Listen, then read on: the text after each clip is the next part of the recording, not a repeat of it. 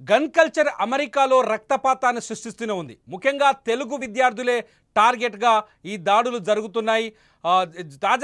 తాజాగా అమెరికాలో గన్ కల్చర్కు మరో తెలుగు విద్యార్థి బలైపోయాడు. ఓ దుండగుడు విచక్షణారహితంగా జరిపిన కాల్పుల్లో హైదరాబాద్కు చెందిన చంద్రశేఖర్ అనే విద్యార్థి బుల్లెట్ గాయాలతో అక్కడికక్కడే మరణించాడు. చంద్రశేఖర్ పెట్రోల్ బంకులో పనిచేస్తున్న సమయంలో ఈ ఘటన జరిగినట్టు తెలుస్తోంది. ఉన్నత చదువుల కోసం వెళ్ళి గొప్ప ప్రయోజకుడై వస్తాడనుకున్న కొడుకు ఇలా విగతజీవిగా మారడంతో తల్లిదండ్రులు కన్నీరు మున్నీరుగా విలపిస్తున్నారు. హైదరాబాద్ ఎల్బీ నగర్కి చెందిన చంద్రశేఖర్ స్వదేశంలో బీడీఎస్ పూర్తి చేసుకున్న తర్వాత ఉన్నత చదువుల కోసం అమెరికా వెళ్ళాడు. డలాస్ నగరంలో నివాసముంటూ చదువుకుంటున్నాడు. ఓ పక్క చదువుకుంటూనే అక్కడే పెట్రోల్ బంకులో పార్ట్ టైం ఉద్యోగం చేస్తున్నాడు. ఈ నేపథ్యంలో పెట్రోల్ పోయించుకోవడానికి బంకుకు వచ్చిన ఒక వ్యక్తి జరిపిన కాల్పుల్లో అతను నల్లజాతీయుడని తెలుస్తోంది. ఆ బుల్లెట్లు తగిలి చంద్రశేఖర్ అక్కడికక్కడే ప్రాణాలు కోల్పోయాడు. ఈ కాల్పుల్లో చంద్రశేఖర్ మృతి చెందిన విషయం తెలుసుకున్న కుటుంబ సభ్యులు కన్నీరు మున్నీరుగా విలపిస్తున్నారు. పై చదువుల కోసమని విదేశాలకు వెళ్లి కుమారుడు తిరిగి రాని లోకాలకు వెళ్ళిపోయాడని గుండెలు పగిలేలా రోధిస్తున్నారు. చంద్రశేఖర్ మృతదేహాన్ని భారత్కు తీసుకొచ్చేందుకు ప్రయత్నాలు జరుగుతున్నాయి. ఇదిలా ఉంటే ఈ సంఘటన జరిగిన తర్వాత జరిగిన విషయం తెలుసుకొని మాజీ మంత్రి హరీష్ రావు స్పందించారు. తీవ్ర విచారం వ్యక్తం చేశారు. ఉన్నత స్థాయిలో ఉంటాడనుకున్న కొడుకు ఇక లేడన్న విషయం తెలిసి తల్లిదండ్రులు పడుతున్న ఆవేదనను చూస్తే గుండె తరుకుపోతుందన్నారు హరీష్ రావు. చంద్రశేఖర్ కుటుంబ సభ్యులకు తన సానుభూతిని తెలిపారు. అక్కడికి వెళ్లారు, వాళ్ళని పరామర్శించారు. ఈ విషయంలో రాష్ట్ర ప్రభుత్వం వెంటనే చొరవ తీసుకోవాలని హరీష్ రావు కోరారు.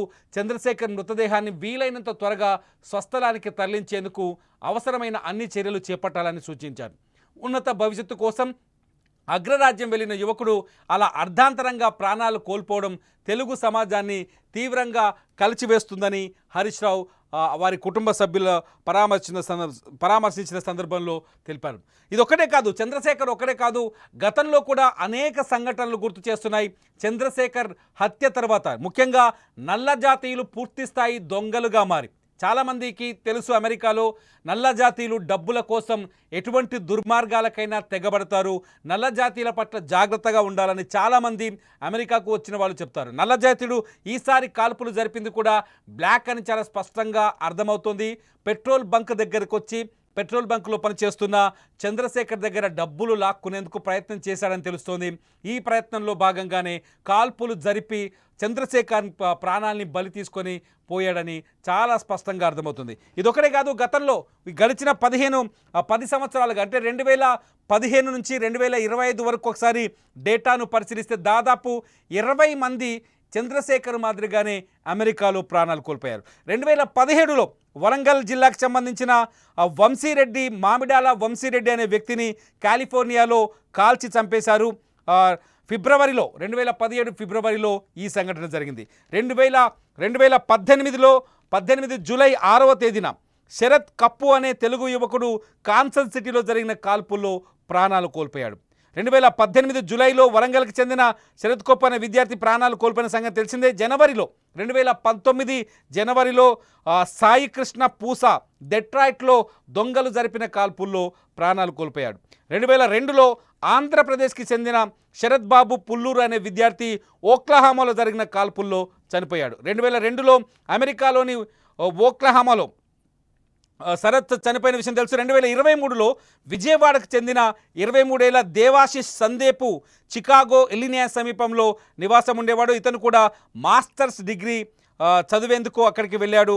అక్కడ జరిగిన వాల్మార్ట్ పార్కింగ్లో జరిగిన కాల్పుల్లో ప్రాణాలు కోల్పోయారు. 2024లో డలాస్లో కిరణ్, అట్లాగే 2024 నవంబర్లో ఖమ్మం జిల్లాకు చెందిన సాయి తేజ, అట్లాగే 2024 నవంబర్ 29 26 ఏళ్ల సాయి తేజ కూడా కాల్పులకు గురై చనిపోయారు. ఇలా డేటా చూస్తే ఒక్కసారిగా అమెరికాలో దారుణ హత్యకు గురైన వాళ్ళ డేటాను చూస్తే స్పష్టంగా అర్థమవుతుంది. అక్కడ దొంగల చేతులకు చిక్కి, ముఖ్యంగా ఈ నల్ల జాతీయుల చేతులకు చిక్కి అత్యంత అమాయకులు, నిజానికి భారతదేశం నుంచి వెళ్ళిన వాళ్ళు కష్టపడి చదువుకోవడానికి వెళ్తారు. చంద్రశేఖర్ మాదిరిగానే అక్కడ చదువుకుంటూ పార్ట్ టైం జాబ్ చేస్తూ తాత్కాలికంగా వాళ్ళ ఖర్చులని బ్యాలెన్స్ చేస్తూ ఉంటారు. వీళ్ళు పనిచేస్తున్న చోట ఎక్కువసార్లు ఈ హత్యలు జరిగింది ఎక్కడంటే పనిచేస్తున్న చోటకి వచ్చిన ఈ బ్లాక్స్, ఈ నల్ల జాతీయులు వచ్చి విచక్షణారహితంగా ముందు డబ్బులు అడుగుతారని కొంతమంది చెప్తూ ఉంటారు. డబ్బులు అడిగితే వెంటనే ఇచ్చేయాలి, లేదంటే కాల్ చేస్తారని. డబ్బులు అడుగుతారని నో చెప్తే, లేదంటే ప్రతిఘటిస్తే కాల్ చేస్తారని చాలా స్పష్టంగా చెప్తుంటారు. చంద్రశేఖర్ విషయంలో కూడా అదే జరిగిందని తెలుస్తుంది. చంద్రశేఖర్ తల్లిదండ్రుల్ని మాజీ మంత్రి హరీష్ రావు పరామర్శించారు. వాళ్ళు బోరున విలపిస్తున్నారు. హరీష్ రావును చూసి బోరున విలపిస్తున్నారు. చాలా ఆశలు పెట్టుకున్నారు కొడుకు పైన. అమెరికాకు వెళ్ళిన పిల్లలపైన ప్రతి తల్లిదండ్రి అలాగే ఆశలు పెట్టుకుంటారు. వాళ్ళకి బెస్ట్ కెరీర్ వస్తుందని, మంచి భవిష్యత్తు వస్తుందని ఆశలు పెట్టుకుంటారు. ఇక్కడ కూడా చంద్రశేఖర్ కుటుంబ సభ్యులు, తల్లిదండ్రులు కొడుకు మీద బోల్డ్ అని ఆశలు పెట్టుకున్నారు. ఆశలు అడియాశలు అయిపోయాయి ఇవాళ ఒక బ్లాకిష్ వల్ల. అమెరికాలో జరిగిన ఈ సంఘటనను చూస్తే నిజంగా బాధేస్తుంది. ఇటువంటి సంఘటనలు పునరావృతం అవుతున్నప్పటికీ ఈ గన్ కల్చర్ పైన ఇంతవరకు అమెరికా ప్రభుత్వం ఎటువంటి చర్యలు తీసుకున్నా పాపాన పోలేదు. చాలా చోట్ల అక్కడ తుపాకులు మన దగ్గర దీపావళి తుపాకులు దొరికినట్టుగా దొరుకుతాయని ఒక చర్చ ఉంది. గన్ లైసెన్స్ చాలా వేగంగా వస్తుంది, లేకపోతే ప్రతి ఒక్కరికి చేతుల్లో తుపాకులు ఉంటాయని ఒక చర్చ ఉంది. గతంలో స్కూల్లో కూడా కాల్పులు జరిపి పసిపిల్లల్ని చంపేసిన సంఘటనలు ఉన్నాయి.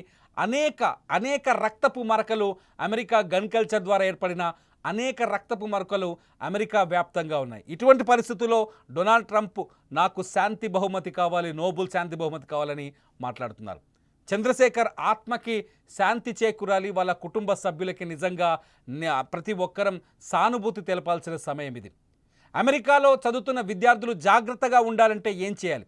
ఈ వీడియోని ఎవరైనా అమెరికాలో నివాసం ఉంటున్న వాళ్ళు, చంద్రశేఖర్ లాగే చదువుకుంటూ పనిచేస్తున్న వాళ్ళు, మీ అనుభవాలు ఏమైనా ఉంటే ఖచ్చితంగా ఈ వీడియో కింద ఖచ్చితంగా రాయండి. వాటిని మేము మరొక వీడియో చేసి అందించే ప్రయత్నం చేస్తాం. లైవ్ అప్డేట్స్ కోసం చూస్తూనే ఉండండి సుమన్ టీవీ డిజిటల్ లైవ్, అట్లాగే సుమన్ టీవీ లైవ్.